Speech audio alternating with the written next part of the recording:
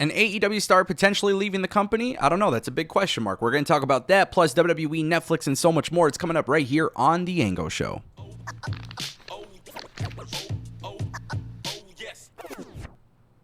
Welcome back to The Ango Show. I want to kick things off with Arn Anderson, and more specifically, Cody Rhodes has everybody talking on social media today because of a new interview with Busted Open Radio. Cody Rhodes was talking about a variety of topics, but one of the things that was really catching to me was when he was talking about his championship reign. And I want to talk about this because he spoke about Arn Anderson. He liked Arn Anderson.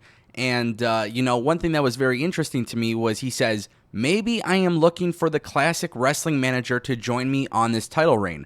I don't know who that is or what that is, but I just felt like I wouldn't mind someone to holler the stuff that you just did. Now, obviously, this was in response to Mark Henry on Busted Open Radio, and quite frankly, I'm all for it. Look, the WWE product is good right now, but it just seems like the Bloodline storyline is starting to cool off. Obviously, The Rock and Roman Reigns aren't there. WWE's got some good content going on, but it's good weather. It's summertime, and I think in order for WWE to really capture people's attention, the booking is solid, things are making sense, the feuds are good, but it just doesn't have that one really massive, crazy angle on the same magnitude that the Bloodline storyline had when it was Cody versus Roman. And obviously that's fine because WWE does slow burn stories, right? So every week you constantly progress and progress and progress, and that is exactly what we are seeing with Tama Tonga, Solo Sikoa, Tonga Loa, Paul Heyman. But obviously with Cody Rhodes as the champion, a lot of people, they kind of worried because Roman dropped the belt and now things are starting to cool down a little bit. What is the direction for Cody? Obviously, he has a storyline with Logan Paul. It's going to be very interesting to see how WWE goes about that match in Saudi Arabia. But I think personally speaking, Cody Rhodes having a manager could make Cody even feel bigger than ever. And of course, I would be stupid not to acknowledge how much I actually enjoyed watching Arn Anderson and Cody Rhodes together in AEW. Arn Anderson's a legend in this business. Arn Anderson is a legendary manager for Cody. When he was in Cody's corner, it was really nice to watch. And in addition to all of that, I feel like WWE can benefit from having a manager on Cody's side. It's all about presentation. It's all about making things look like a big deal. Cody comes out in the suit. Cody has the pyro. He has the theme song. He has people singing his theme song. At the end of the day, what's really important is that if Cody were to get a manager, and that's the kind of champion he will be, it has to be somebody with credibility and somebody who makes sense. And yes, there definitely are people on a list that I think could make sense, but the only one that I would truly want to see is Arn Anderson. Now, obviously, Arn Anderson left WWE a long time ago, and, when he went to AEW, that was his thing. Brock Anderson still has yet to sign with WWE. You never know. Maybe WWE brings in Arn Anderson and then brings in his son and sends him to NXT. We'll see what happens, but I can understand why people are happily speculating about this. I want to turn our attention to WWE on Netflix because Mark Shapiro, an executive for TKO, he had some very interesting stuff to say. A lot of stuff being talked about at the JP Morgan Global Technology Media Conference. Today, Mark Shapiro talked about the WWE and UFC, and obviously one thing that was really interesting was the deal with Netflix. He says that WWE will do a lot of ancillary shoulder programming.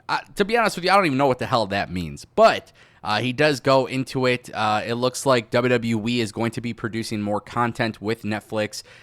So the plan is essentially there's going to be documentaries about the careers of some of the stars in WWE, and then also another show that is very similar to the one that the F1, Formula One Racing, they have one on Netflix. WWE and Netflix will produce something similar. Shapiro also talked a little bit about the deal with Saudi Arabia in the next 6 to 12 months. There's looking to be some sort of enhancement to the deal. We've obviously been talking about that for a minute. But it looks like WWE and Saudi Arabia are obviously growing their partnership. WWE is growing their partnership with Netflix. And for WWE, what's really important, it's all about the fee rights. Having countries or organizations pay WWE to go out there. Mark Shapiro wants to do that for Raw and SmackDown and pay-per-views. Like the WWE TKO has a bold strategy here, but really what it comes down to is content. So The more that WWE is producing live content each week, the more footage that they have, the more that they can do with Netflix, which to me tells me, and maybe this is a very bold prediction, but I could almost see a situation where WWE might actually potentially, possibly in the long term, just be done with Peacock when that deal expires. I could very much see a scenario where Netflix acquires the rights completely to the pay-per-views and stuff, and that would be something that Netflix does once the Peacock deal expires. I don't know if that's going to happen. I'm not saying it's rumored to happen, but obviously with WWE producing content on Netflix and Peacock, and they have all these different television partners, something is just telling me, there's like a little itch that I'm getting that tells me WWE and Netflix deal will continue to grow and get bigger and bigger and bigger. Who knows what it would look like in 5 to 10 years. But for the WWE, they're obviously a powerhouse in the media space. It is very clear when you look at WWE from a financial perspective, like this is a company that has even greater possibilities because of all the partnerships that they're building. And if you look at Netflix, I mean, it is arguably one of the biggest, it probably is the biggest streaming platform out there. At least it's the most popular that I know of personally, like with people that I talk to. I feel like if I told somebody, hey, do you have Paramount Plus?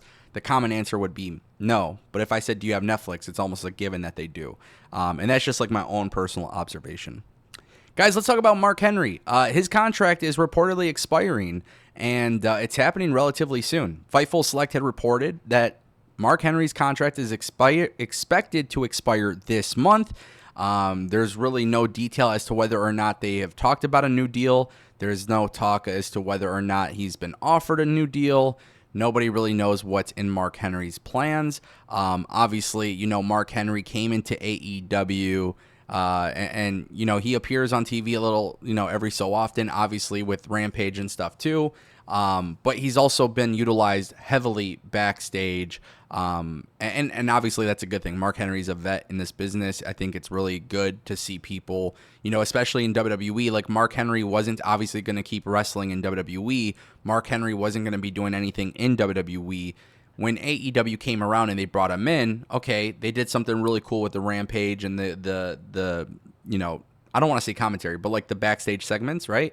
They did something really cool with that.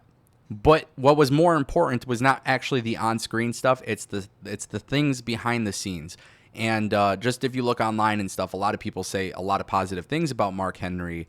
And I mean, when you add that kind of influence backstage, it is typically a very good thing. So whether or not he leaves AEW, we don't really know. Potentially could be leaving AEW. You never know. Maybe WWE brings him in for NXT.